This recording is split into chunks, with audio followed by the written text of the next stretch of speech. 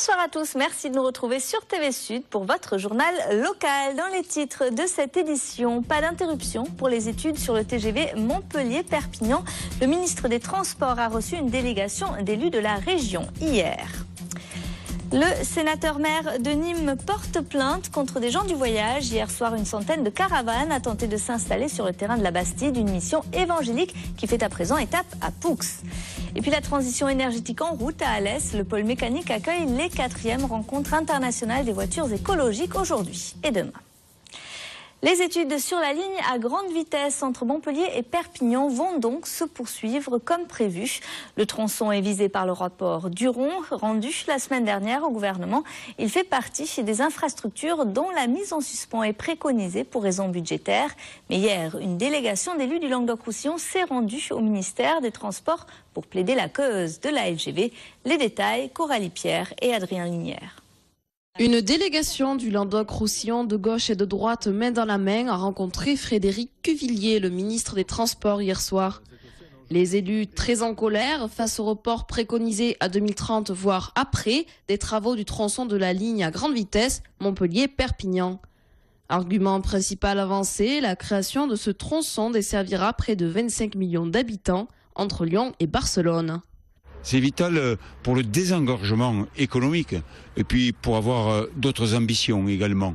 Voilà le dispositif dans lequel on est. On a fait entendre cela et je trouvais insolent de la part de ces branquignols de nous dire qu'il ne fallait pas le faire. Ce serait un rendez-vous loupé, financier, d'abord avec l'Europe et avec tout ce qui nous entoure. C'est l'intérêt de tout le monde, c'est l'intérêt de la France, de l'Europe, du Languedoc-Roussillon. Car il est vrai que l'échéance envisagée par le rapport Duron aurait fait perdre aux collectivités les 40 millions d'euros investis en études préliminaires.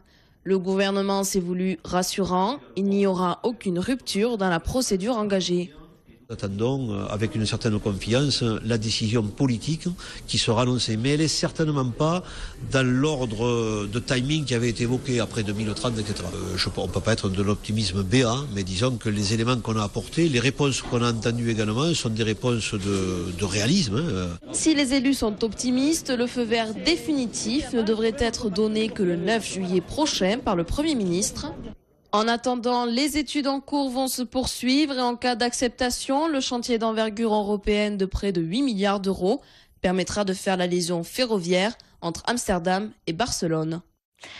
Attention, si vous devez prendre l'avion demain au départ de Montpellier, le personnel au sol d'Air France est en grève demain.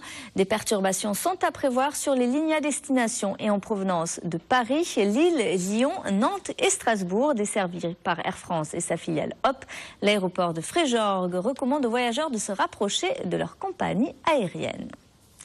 La colère du sénateur-maire de Nîmes, Jean-Paul Fournier, porte plainte contre des gens du voyage.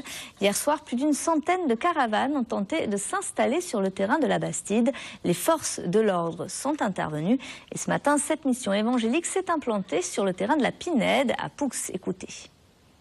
Ce qui était question au départ, c'était de rester sur le terrain en question. Il n'a jamais été question de Poux, qui sont aujourd'hui, eux, un petit peu mis au pied du mur. Et en l'occurrence, ils n'ont aucune obligation par rapport aux gens du voyage, parce que leur commune fait moins de 5000 habitants, chose qu'on ne savait pas.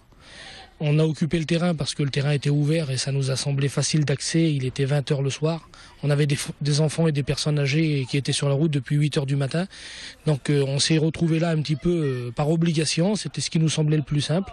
Mais on déplore d'envahir un village aussi petit devant le manque si vous voulez, d'efforts des grosses villes comme Nîmes et puis le département du Gard, quoi. Voilà, et les maires du Gard, dont une partie réclame à l'État la réalisation d'une aire de grand passage pour les gens du voyage.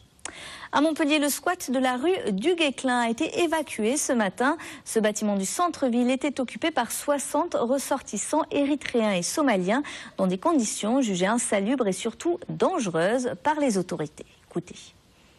L'opération s'est passée de façon tout à fait fluide. Elle avait été préparée depuis plusieurs semaines avec la direction départementale de la cohésion sociale, avec une association qui nous a aidés, qui est l'association GAM, qui a travaillé sur ce squat et ses occupants, et avec l'aide aussi de la CIMAD, qui depuis longtemps accompagne cette population. Tout le monde est tombé d'accord sur le diagnostic, sur la façon de procéder.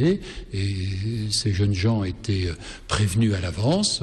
Beaucoup avaient fait leur bagage d'ailleurs dès hier. Et ce matin, sans aucun problème, ils ont rejoint l'hébergement que nous avions prévu, qui est un local qui appartient à l'État et qui, durant l'année scolaire et universitaire, abrite habituellement des étudiants étrangers qui n'ont pas encore trouvé de solution de logement à Montpellier. Voilà, et ce bâtiment doit être détruit à terme pour permettre la construction d'un ensemble immobilier. C'est une tentative de braquage qui a tourné court hier au centre commercial des Portes de la Mer à Lunel. Un homme armé et cagoulé a pénétré dans la galerie marchande dans la soirée avant de s'y retrancher peu avant 21h. 7 employés étaient restés cachés à l'intérieur. Ils ont pu être évacués sans heurts par les gendarmes de Lunel. Un groupe d'intervention venu d'Orange a ensuite fouillé le centre commercial. Ils ont retrouvé le forcené caché au fond d'une réserve. L'homme a été interpellé et placé en garde à vue. 7% des 18-65 ans auraient du mal à lire ou à écrire. Pourtant, ces adultes sont allés à l'école. Au quotidien, l'illettrisme est un véritable handicap pour effectuer, par exemple, des démarches administratives, comprendre la notice d'un médicament ou encore consulter un plan. Pour dresser un état des lieux dans la région, les assises de l'illettrisme se tenaient aujourd'hui au collège Lascaz à Montpellier. Françoise Edreau et Ambroise Vierne y étaient. Et si on ne sait pas écrire, comment on peut pas. On est bloqué, c'est comme un handicap. L'illettrisme concerne plus de 2 millions de personnes vivant en France, dont environ 120 000 en Languedoc-Roussillon. État, collectivités territoriales et associations de la région ont tenu leur assise afin de partager bilan et solutions. Le plus important, c'est qu'au mois de novembre à Lyon, toutes les régions vont faire remonter leurs idées pour des assises nationales. On va faire remonter ce qui marche, ce qui marche pas, mais surtout ce qui marche. Et on va pouvoir mettre un coup de projecteur dessus pour que ça continue. Au quotidien, les ateliers de pédagogie personnalisée proposent remise à niveau et formation. Dans le Languedoc-Roussillon, 5000 personnes y ont recours, dont 80% en situation d'illettrisme. On accueille tout public, donc aussi bien jeunes, adultes, personnes proches de la retraite, des salariés, des demandeurs d'emploi, des femmes, des mères de famille. Et c'est vrai que si on regarde les statistiques des différents dispositifs tout confondus, on retrouve une majorité de personnes, de mères de famille, de femmes en reconversion professionnelle. Pour clôturer le cycle des assises régionales, des rencontres nationales et européennes auront lieu du 13 au 15 novembre prochain à Lyon. On passe au sport avec du football pour commencer et la présentation des recrues et du nouveau maillot du MHSC pour cette saison de Ligue 1 cet après-midi. Avec le départ de Younes Belanda, Rémi Cabella hérite du numéro 10 et le Marseillais Bakar portera le 28, date d'anniversaire de son petit frère. Super fier de porter ces couleurs. Les deux maillots, autant à domicile qu'extérieur, sont très très bons. J'espère qu'on parviendra à atteindre la bonne partie du championnat, c'est-à-dire les hauteurs. Et avec beaucoup de travail, je pense qu'on y arrivera. Je pense que ça va bien se passer parce que je trouve qu'on fait de belles choses aux entraînements et on a un bon groupe bien solidaire. Et à nous de montrer maintenant sur le terrain de quoi on est capable. Une question boucle d'oreille. Non, oh là là. C'est un look que je change à chaque fois, donc ça me plaît bien. Mais là, on est vraiment... On est dans les couleurs, on est... Ouais, toujours. C'est pas mal. Merci. Premier match pour le MHSC face au PSG, ce sera le 9 août au stade de la Mosson. Le Tour de France arrive, la 100e édition de la Grande Boucle fait étape à Montpellier demain.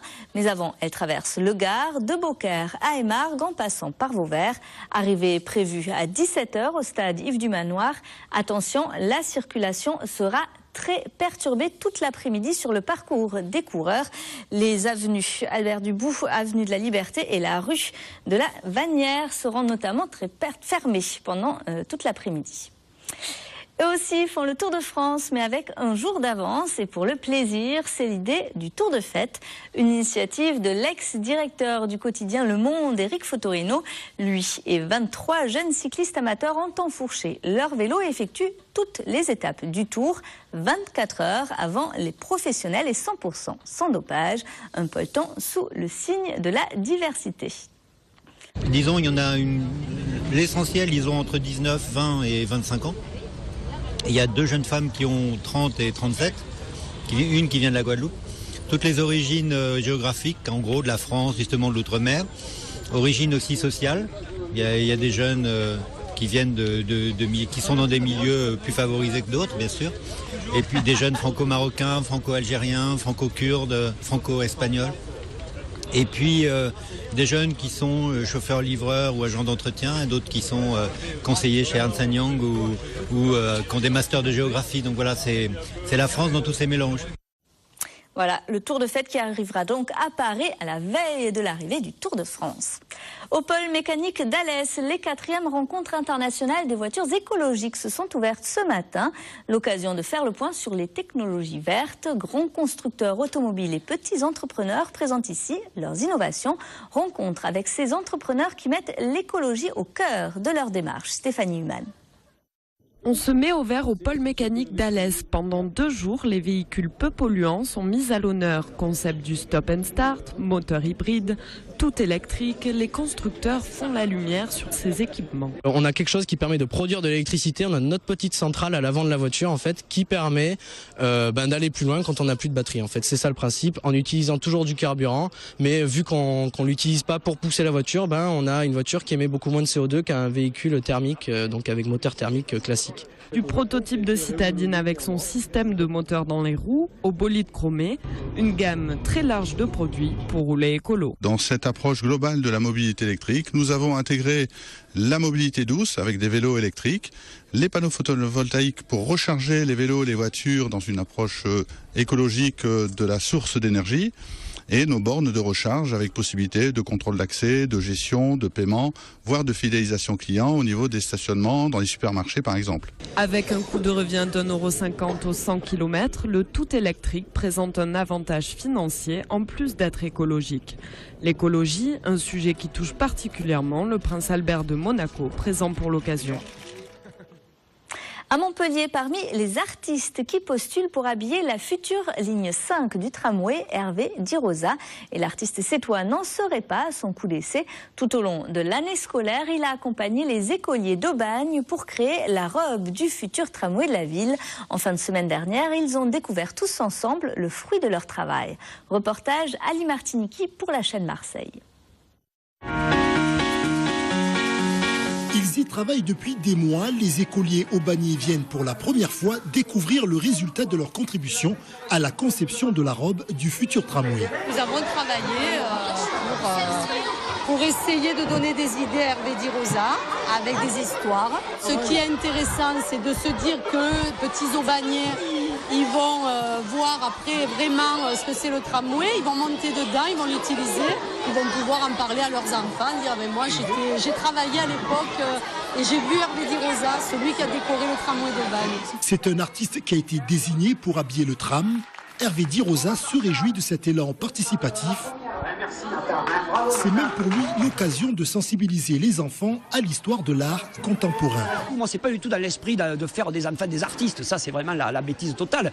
Mais faire des enfants, des citoyens cultivés qui sont capables de rentrer dans une exposition d'art contemporain, dans un centre d'art, dans un musée, dans un palais de Tokyo, moi, je veux qu'on puisse former les enfants à être de futurs citoyens qui sachent et qui puissent regarder l'art contemporain. Alors qu'aujourd'hui, il y a une grande fracture entre ceux qui savent et ceux qui ne savent rien. Parce que c'est pas en regardant la télévision, je m'excuse, qu'on va apprendre beaucoup l'art contemporain, malheureusement. Sur cette robe apparaissent les fameux renés, des personnages typiques du pays d'Aubagne et de l'Étoile.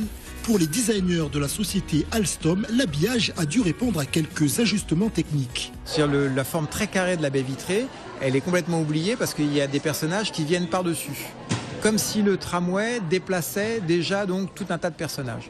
Et bien ça, en fait, il a fallu qu'on travaille nous-mêmes avec nos prestataires, nos fournisseurs d'adhésifs, de telle manière à ce qu'on puisse travailler ce type de produit de telle façon à ce qu'il soit opaque à l'extérieur et transparent à l'intérieur. C'est parti pour 2 ans de fabrication. Une douzaine de rames est d'ores et déjà attendue pour 2014. C'est la fin de ce journal. Merci de l'avoir suivi. Passez une excellente soirée sur TV Sud.